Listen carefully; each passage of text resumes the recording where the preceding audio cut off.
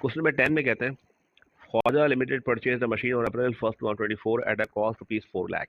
कब परचेज की है? अप्रैल 1 2024 में। कितने की परचेज की है? 4 लाख की। The machine has an estimated life of 10 years and scrap value 1 lakh. इस मशीन की कॉस्ट 4 लाख रुपए है, लाइफ 10 ईयर्स है, स्क्रैप वैल्यू 1 लाख है। Machine has total working life of 20,000 hours and 50,000 units. यानी मशीन की लाइफ जो दी हुई है इन आवर्स पे दी हुई है, इन यूनिट्स पे भी दी हुई है। The company's accounting year ends on December 31st. During the year 2024, the machine worked 2,000 hours and produced 5,000 units. During the year 25, it worked for 3,000 hours and produced 15। देखिए सारी आपको वर्किंग गिवन है, मशीन ने कौन से ईयर में कितने घंटे चली, कितने यूनिट बना के दिए, सब चीज़ें आपको गिवन है। आप सिर्फ सुकून से इत्मीनान से इस सवाल को पढ़ें, समझें और सॉल्व करने की कोशिश करें। रिक्वायर्ड में आते हैं।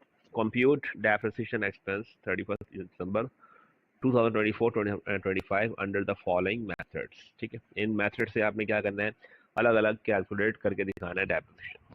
ठीक है, straight line, diminishing, working hour, unit production, ये 4 मेथड्स ज़्यादा एग्जाम में मोस्टली रिपीटेड होते हैं, तो इन चारों मेथड की प्रैक्टिस करनी है ज़्यादा। ठीक है ना। फर्स्ट में कहते हैं working hour method, unit output method. तो इन दोनों में क्या करते हैं आप पहले, अगर इन दोनों के फॉर्मूले को देखें, इन दोनों के फॉर्मूले में एक चीज़ कॉमन है और वो है cost minus scrap value divide by life. ठीक है, चले पहले मालूम करते हैं। वर्किंग आवर मेथड के लिए फॉर्मूला क्या लिखेंगे, depreciation per hour, cost minus scrap value divide by life in hours. जबकि यूनिट के लिए क्या लिखेंगे, per unit depreciation, cost minus scrap value divide by life in units. ठीक है, यहाँ पे देखें cost minus scrap value divide by life in hours, जबकि यहाँ पे कहा cost minus scrap value divide by life in units. ठीक है, तो ये चेंजिंग है, बाकी सब कुछ है। तो पहले आपने निकालना है डेप्रिसिएशन पर आवर, कैलकुलेट कर लें। कॉस्ट सवाल में बताई हुई आपको, कॉस्ट कितनी बताई थी, 4 लाख। स्क्रैप वैल्यू कितनी बताई थी उन्होंने, 1 लाख। टोटल मशीन की लाइफ, टोटल मशीन की जो लाइफ की बात हो रही है 20,000 आवर्स है, तो यहाँ पे डिवाइड किससे कर देंगे, 20,000 आवर्स। जबकि ये कितनी है, 60,000 है यूनिट्स की लाइफ। तो यूनिट्स वाले में टोटल लाइफ कितनी है, यूनिट्स पे डिवाइड कर देंगे। कॉस्ट कितनी है, 4 लाख। स्क्रैप वैल्यू कितनी है, 1 लाख। माइनस करें, ठीक है, माइनस करके डिवाइड कर दें 60,000 यूनिट्स इन लाइफ में। ठीक है, तो इसका क्या है, डेप्रिसिएशन पर यूनिट कितना आ रहा है, ₹5 पर यूनिट। जबकि यहाँ पे आपने माइनस किया तो डेप्रिसिएशन पर आवर कितना आया, 15 पर आवर। इन दोनों चीज़ों को एक साथ इसलिए समझा रहा हूँ क्योंकि इन दोनों चीज़ों में अगर देखें फॉर्मूले में बहुत हद तक कॉमन है। आपने सिर्फ एक लफ्ज चेंज करना है जिससे वो मेथड चेंज हो जाएगा। ठीक है, तो यहाँ पे आ गया, ये हमने पहले क्या करना है, दोनों मेथड में अलग अलग पहले अपने कैलकुलेट करके दिखाना है, डेप्रिसिएशन पर आवर और डेप्रिसिएशन पर यूनिट। चलें, अब ये दोनों चीज़ें कैलकुलेट कर ली। अब आते हैं बात की तरफ। उन्होंने कहा है कि 2024 एंड 25 इन 2 ईयर्स के लिए अलग अलग क्या करना है, डेप्रिसिएशन कैलकुलेट करके दिखाना है। सही, तो पहले मालूम कर लेते हैं वर्किंग आवर से। अब हम सिर्फ पहले वर्किंग आवर को देखिएगा, यूनिट मत देखिएगा। देखें, कह रहे हैं 2024 मशीन की वर्किंग आवर्स कितने, 2000 है। ठीक है, जबकि इसको हम इग्नोर कर रहे हैं, अब इसको बाद में पढ़ेंगे। 2024 मशीन के जो आवर्स हैं वो कितने हैं, 25 में 3000 आवर्स हैं। यानी दो हमारे काम के, 2024 2025। 2024 में मशीन ने कितने घंटे काम किए, 2000 घंटे काम किए। और 2025 में मशीन ने कितने घंटे काम किया, 3000 घंटे काम किए। पर हावर आप ऑलरेडी कैलकुलेट कर चुके हैं, 1 घंटे का डेप्रिसिएशन पर आवर मालूम कर चुके हैं। कितना आ रहा है देखें, पर हावर का डेप्रिसिएशन आ रहा है ₹15। मालूम करते हैं 2024 25 दोनों ईयर्स का अलग अलग कैलकुलेट करके दिखा दें डेप्रिसिएशन। 2024 मशीन ने कितने घंटे काम किया, 2000 मल्टीप्लाई 15 से करें कितना आ गया, 30,000 रुपये। ये क्या है, ये इस साल का डेप्रिसिएशन है। इसी तरह से 2025 मशीन ने कितने घंटे काम किया, 3000। तो 3000 को मल्टीप्लाई कर दें किससे, 15 से, तो ये आ गया दोनों ईयर्स का अलग अलग डेप्रिसिएशन, 30,000 एंड 45,000। ये दोनों हमने क्या किए, अलग अलग कैलकुलेट करके दिखा दिए डेप्रिसिएशन। ठीक है, सेम इसी तरह से आप ये देखें कि 2024 में मशीन ने कितने यूनिट प्रोड्यूस किए, 5000। 2025 में मशीन ने कितने यूनिट प्रोड्यूस किए, 15,000।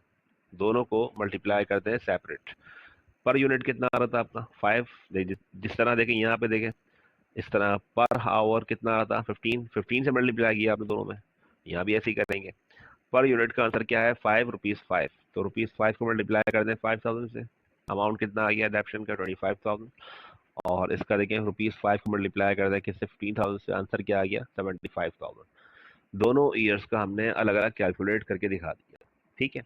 और बहुत आसान तरीका से हमने था, working hour method, unit output method, इसको देख लीजिएगा, सॉल्व कर लीजिएगा, प्रैक्टिस करें क्लास में इसकी।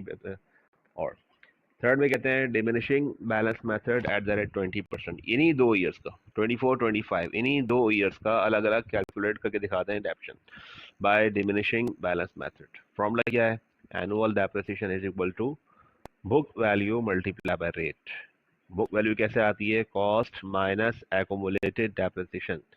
देखिए रिमेंबर, ये बात याद रखेंगे, मशीन फर्स्ट टाइम खरीदी है आपने, फर्स्ट टाइम कितनी खरीदी 4 लाख की खरीदी, आज मशीन खरीदी है आपने फर्स्ट टाइम, तो इस मशीन का प्रीवियसली कोई भी डेप्रिसिएशन नहीं है, ठीक है। यानी पहले मशीन चली नहीं है, इस्तेमाल ही नहीं हुई, तो यही इस मशीन की क्या है, यही इस मशीन की बुक वैल्यू भी 4 लाख रुपए ही है। सवाल में आपको रेट गिवन है 20%, ये रेट आपको सवाल में गिवन होगा, तो आप मल्टीप्लाई कर दें 24 25, book value multiply by rate. Book value कितनी है 4 लाख, 4 लाख को मल्टीप्लाई करें 20% निकालें, तो 4 लाख का 20% कैलकुलेट किया, ये आंसर कितना आया 80,000, ठीक है। 80,000 पूरे साल का डेप्रिसिएशन है, ठीक है। मशीन को आपने कब खरीदा है, मशीन को परचेज किया आपने अप्रैल में, तो अप्रैल से काउंट करें आप, मशीन अप्रैल में इस्तेमाल हुई चली है, तो अप्रैल मई जून जुलाई अगस्त सितंबर अक्टूबर नवंबर दिसंबर, पहले साल 2024 में मशीन ने सिर्फ 9 मंथ्स वर्किंग की है, ठीक है। तो हम मल्टीप्लाई किससे 9 डिवाइड बाय किससे 12, यानी 80,000 जो है वो क्या है एनुअल डेप्रिसिएशन है, जबकि हमें रिक्वायर्ड है मशीन का 9 मंथ्स का डेप्रिसिएशन, तो आंसर कितना आया 60,000। तो 2024 का डिमिनिशिंग बैलेंस मेथड से जो एक्सपेंस है पहले साल का वो कितना है 60,000 है। अब आप ये सोच रहे होंगे सर ने मल्टीप्लाई बाय 9/12 यहाँ पे किया, 2024 में यहाँ तो नहीं किया इस तरह से, यहाँ भी नहीं किया आपने इस तरह से, ऐसा क्यों, क्योंकि वर्किंग आवर मेथड में, यूनिट आउटपुट मेथड में नंबर ऑफ मंथ्स को इग्नोर कर देते हैं, वहाँ पे मंथ्स नहीं देखे जाते, बिकॉज जो हमें वर्किंग सवाल में गिवन होती है मशीन मशीन के वर्किंग आवर्स की, यूनिट्स की, वो उसी टाइम पीरियड के ही यूनिट आवर्स होते हैं, यूनिट्स होते हैं जो जितने मशीन चली है। मशीन 2000 आवर्स चली है, तो लिहाजा ये एक्चुअल 2000 आवर्स है, हमें इसको कन्वर्ट करने की मंथ्स में ज़रूरत नहीं है। यहाँ भी ऐसा ही है, ये मशीन के जो यूनिट्स हैं, ये एक्चुअल वही यूनिट्स हैं जो मशीन ने 2024 में इन 9 मंथ्स में प्रोड्यूस किए होंगे, इसीलिए हमने इन दोनों मेथड में मंथ्स को कंसिडर नहीं किया, और यहाँ पे किया हमने स्ट्रेट लाइन में। डिमिनिशिंग बैलेंस मेथड में मंथ्स आपने देखने हैं, मशीन कब परचेज की है फर्स्ट टाइम वो देखो, और उसके हिसाब से लगाओ अंदाज़ा के अकाउंटिंग पीरियड के एंड होने तक पहले साल मशीन कितने महीने चली है, जितने माह चली है उतने माह का कैलकुलेट करना है डेप्रिसिएशन। आया आंसर, ये आंसर क्या है 60,000। तो मशीन का जो एक्यूमुलेट है वो भी कितने रुपए होगा 60,000 होगा।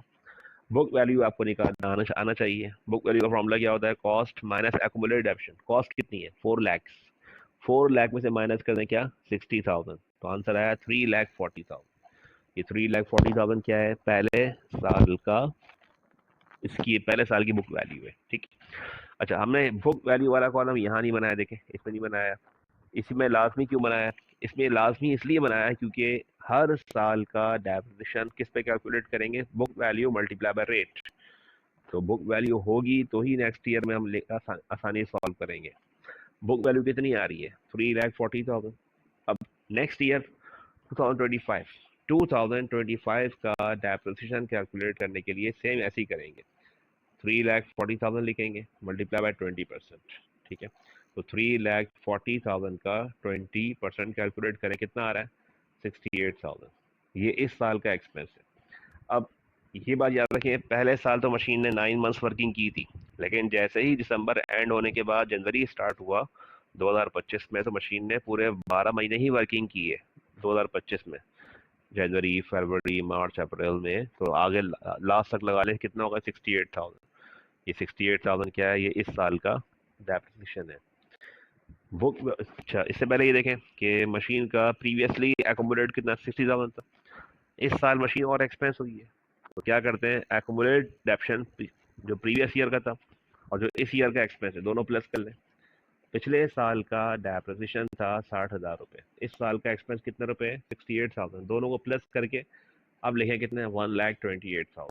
ये टोटल मशीन क्या हो गया, मशीन का एक्यूमुलेट इन 2 सालों में बढ़ गया, यानी कि 2025 तक का जो मशीन का एक्यूमुलेट डेप्शन है वो क्या है, 1,28,000 है। इसमें प्रीवियस ईयर का भी शामिल है डेप्रिसिएशन और इस साल का भी शामिल है डेप्रिसिएशन।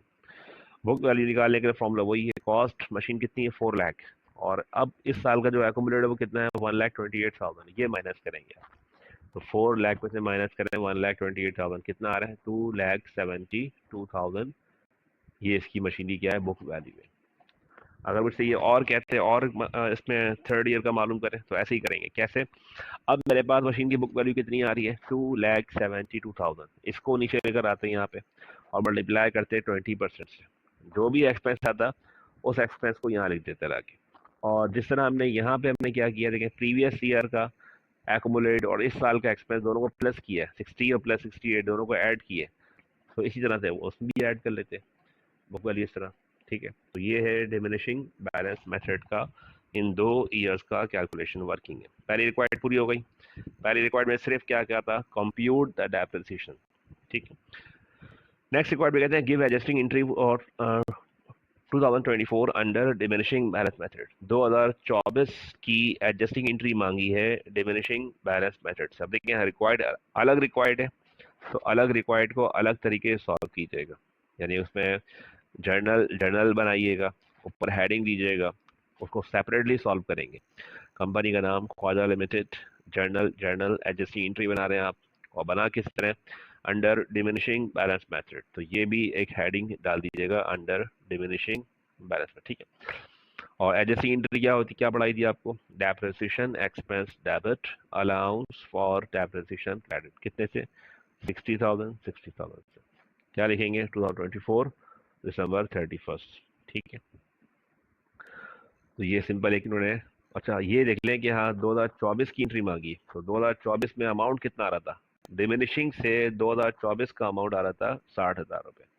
एंट्री एक्सपेंस से होती है, एंट्री एकोमुलेट से नहीं होती। अगर 2025 की एडजस्टिंग एंट्री मांगते तो वो कितने से होती है, 68 से, ना कि 128 से। ठीक है ना, एंट्री कितने से होती है, 68 से होती है अगर 2025 की मांगते। अभी इन्होंने कौन सी मांगी है, 2024 की एंट्री मांगी, तो कितने से करेंगे, 60,000 से।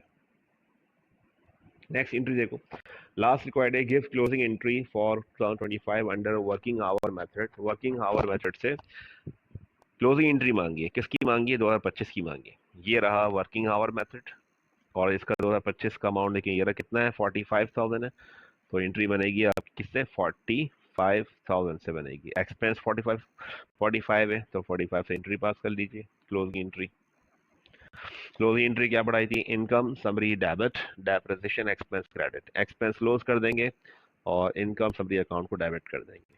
ठीक है, तो ये हो गया इस सवाल की तमाम रिक्वायरमेंट्स हैं जो हमने सॉल्व कर ली हैं।